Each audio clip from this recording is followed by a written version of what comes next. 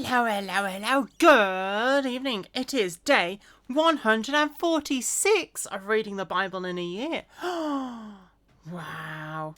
And by the time I finish this week, it will be day 150 in just a few days. Oh my word. Right, and I have got 3 readings to do today. And this is the first one. I'm reading 2 Kings chapters 7 and 8. Well, not quite starting from the beginning of chapter 7. I'm starting on verse 3 of chapter 7 because the last section of chapter 6 finished after the start of chapter 7. So, yeah. Anyway, let's get reading. 2 Kings chapter 7 verse 3 onwards to end of chapter 8. The Syrians flee. Now there were 4 leprous men at the entrance of the gate, and they said to one another, "Why are we sitting and here until we die? If we say we will enter the city, the famine is in the city, and we shall die there, and if we sit here, we die also. Now therefore, come, let us surrender to the army of the Syrians. If they keep us alive, we shall live, and if they kill us, we shall only die." And they rose at twilight to go to the camp of the Syrians. And when they had come to the outskirts of the Syrian camp, to their surprise, no one was there. What?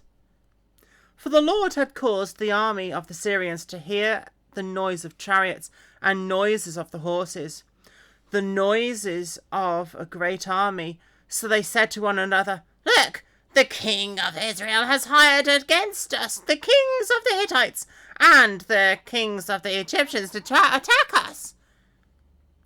Therefore they arose and fled at twilight, and left the camp intact, their tents, their horses, and their donkeys, and they fled for their lives.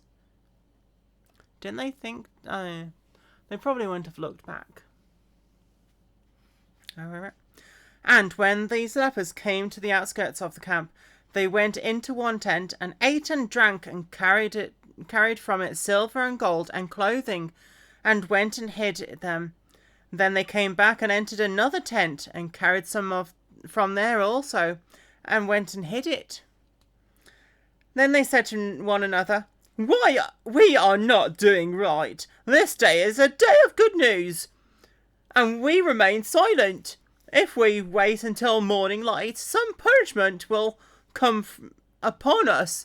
Now therefore come, let us go and tell the king's household." Where is that voice coming from? I don't know. So they went and called to the gatekeepers of the city and told them, saying, "We went to the Syrian camp, and surprisingly no one was there. Not a human sound, only horses and donkeys tied, and the tents intact." And the gatekeepers called out, and they told it to the king's household inside. Now the king arose in the night and said to his servants, Now let me tell you what the Syrians have done to us. They know we are hungry, therefore they have gone out of the camp to hide themselves in the field, saying, "When they come out of the city, we shall catch them alive and get into the city." And one of his servants answered and said, "Please let several men take 5 of the remaining horses which are left in the city. Look, they may either become like the multitude of Israel that are left in it, or indeed, I say they may become like all the multitude of Israel left from those who are consumed. So let us send them and see." Therefore they took 2 chariots with horses, and the king sent them in the direction of the Syrian army, saying, "Go and see." I don't know what's going on with my accent. And they went after them to the Jordan, and indeed all the road was full of garments and weapons which the Syrians had thrown away in their haste. So the messengers returned and told the king. Then the people went out and plundered the tents of the Syrians. So a seah of fine flour was sold for a shekel, and 2 seahs of barley for a shekel, according to the word of the Lord. Now the king had appointed the officer on whose hand he leaned to have charge of the gate, but the people trampled him by the gate, and he died, just as the man of God had said, who spoke when the king came down to him. So it happened, just as the man of God had spoken to the king, saying, 2 seahs of barley for a shekel, and a seah of fine flour for a shekel, shall be sold tomorrow, about this time the gate of Samaria. Then that officer had answered the man of God, saying, Now look if the Lord... I'll try and do the Brummie accent. Now look if the Lord would make windows in heaven, could such thing be? And he had said, In fact, you shall see it with your eyes, but you shall not eat of it. And so it happened to him that for the people trampled him by the gate, and he died. Oh my gosh. So yeah, he probably did see if there were windows in heaven. The king restores the Shunammite's land. Then Elisha spoke to the woman whose son he had restored to life, saying, Arise and go to your household, and stay wherever you can, for the Lord has called for famine, and furthermore it will come upon the land for 7 years.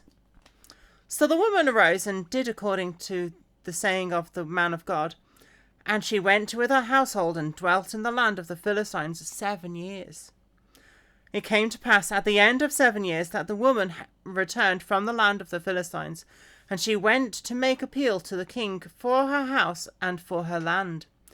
Then the king talked with Gehazi, the servant of the man of God, saying, Tell me, please, all the great things Elisha has done.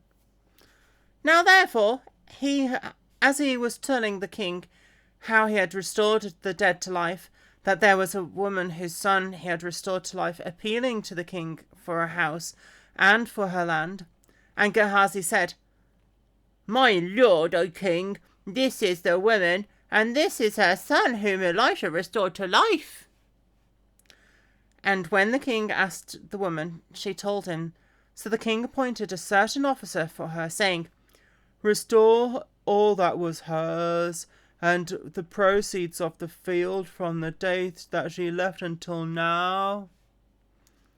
The death of Ben-Hadad. And I am getting a bit thirsty.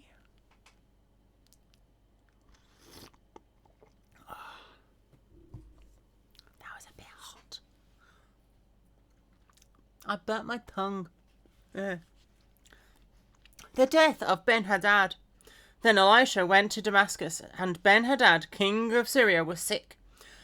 And it was told him, saying, The man of God is here. So the king said to Hazael, Take a present in your hand, and go to meet the man of God, and inquire of the Lord by him, saying, Shall I recover from this disease? So Hazael went to meet him, and took a present with him of every good thing of Damascus, 40 camel loads. 40! Huh. And he came and stood before him, and said, Your son Ben-Hadad, king of Syria, has sent me to you, saying, Shall I recover from this disease? And Elisha said to him, Go, say to him, You shall certainly recover. However, the Lord has shown me that he will really die. I thought they went to a different line. But it's just underneath. However, tell the Lord has shown me that he will really die. Then he set his countenance in a stare until he was ashamed, and the man of God wept. Oh no. And Hazael said, Why is my Lord weeping? He answered, Because I know the evil that you will do to the children of Israel. Their strongholds you will set on fire, and their young men you will kill with the sword, and you will dash their children and rip open their women with child. So Hazael said, But what is your servant, a dog, that he would do such a gross thing? And Elisha answered, The Lord has shown me that you will become king over Syria. Then he departed from Elisha and came to his master, who said to him, What did Elisha say to you? And he answered, He told me that you would surely recover. But it happened on the next day that he took a thick cloth and dipped it in water and spread it over his face, so that he died. And Hazael reigned in his place.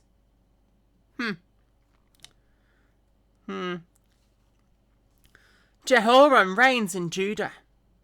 Now the 5th year of Joram, the king of Ahab, king of Israel, Jehoshaphat having been king of Judah, Jehoram, the son of Jehoshaphat, began to reign as king of Judah. He was 32 years old when he became king, and he reigned 8 years in Jerusalem. Only 8 years. Oh no. And he walked in the way of all the kings of Israel, just as the house of Ahab had done. Oh no. For the daughter of Ahab was his wife. Great. And he did evil in the sight of the Lord. Yet the Lord would not destroy Judah for the sake of his servant David, as he promised him to give a lamp to him and his sons forever. In his days Edom revolted against Judah's authority and made a king over themselves. So Joram, spelled Jehoram in verse 16. Okay. Where am I? So Joram went to Zair, and all his chariots with him. Then he rose by night and attacked the Edomites, who had surrounded him, and the captains of the chariots and the troops fled to their tents. Thus Edom has been in revolt against Judah's authority to this day, and Libnah revolted at this time. Now the rest of the acts of Joram, and all that he did, are they not written in the books of the Chronicles of the kings of Judah? So Joram rested with his fathers, and was buried with his fathers in the city of David. And Ahaziah his son reigned in his place. Ahaziah reigns in Judah. In the 12th year of Joram the king of Ahab, king of Israel, Ahaziah the son of Jehoram, the king of Judah, began to reign. Ahaziah was 22 years old when he became king, and he reigned 1 year in Jerusalem. His mother's name was Athaliah, the granddaughter of Omri, king of Israel. Who's They changed the names between the books.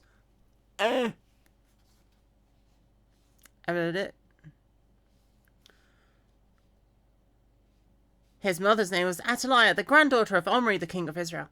And he walked in the way of the house of Ahab, oh no, and did evil in the sight of the Lord, like the house of Ahab, for he was the son-in-law of the house of Ahab. Oh no.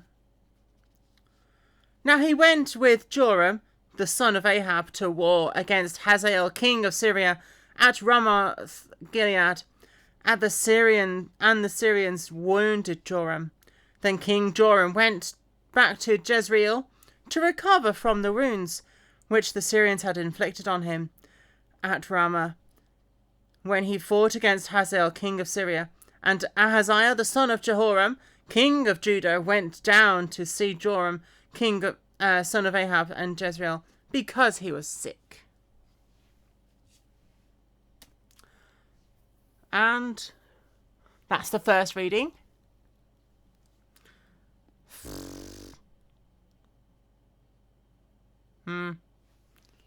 Wow.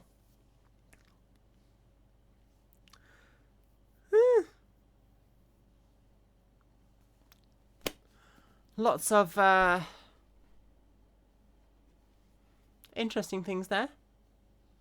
Right, I will finish there for that reading, and leaning on my right arm means that it hurts. Ow. So I will see you in the next reading, which will be just a minute.